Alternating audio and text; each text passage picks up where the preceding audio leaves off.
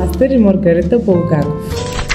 «Мастер и Маргарита» – это знаменательный роман русского писателя Михаила Булгакова, который был написан в 1928 годах и исключительно не был опубликован при жизни автора. Роман был впервые опубликован в СССР много лет после смерти Булгакова. Основна тема и съдържание.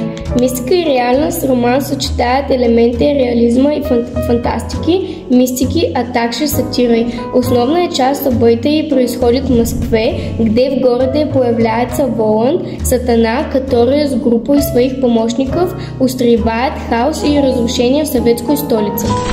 Двойна сюжетна линия в «Мастера и Маргарите», две основни сюжетни линии. История мастера писателя, который создал роман о Понтий Пилате и его любви к Маргарите. История Воланда и его свиты, которые влияют на людей в Москве, провоцируя различные события и ситуации. Персонажи. Мастер, писатель, автор романа о Понтий Пилате, страдающий от непризнания своего творчества. Маргарита, възлюбленная мастера, готовая на все ради него, включая сделку с Воландом. Воланд, загадъчный и могущественный персонаж, символизирующий тьму, прибывший в Москву, чтобы создать хаос.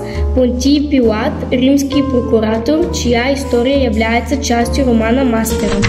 Темы и символизм. Свобода и зло. Воланд и его свита сила е необходима для изпитания човеческой души, несмотря на свою злую сущност. Любов и верност. Мастер и Маргарита олицетворяют идеал истинской любви, способной победить смерти и преодолеят любые трудности. Съдба и свобода воли. Роман поднимает вопросы судьбы, воли човека и ответственности за свои постъпки. Социальна и политическа сатира. Булгаков използвает образ Воланда для критики съветской реальности, бюрократии, цензура и ограничение свобода и творчество. Религиозна символика. Роман пълен религиозна отсалик. Центральна тема. Поиск смисъла жизни и борба между добром и злом. Понтий Пилат символизирует човека, неспособного найти свой путь и истину. Важность романа «Мастер и Маргарита» является одним из величественных произведений русской литературы XX века.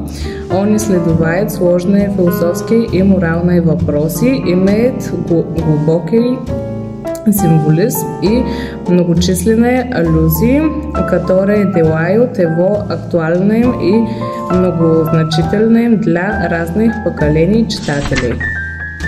Спасибо за внимание.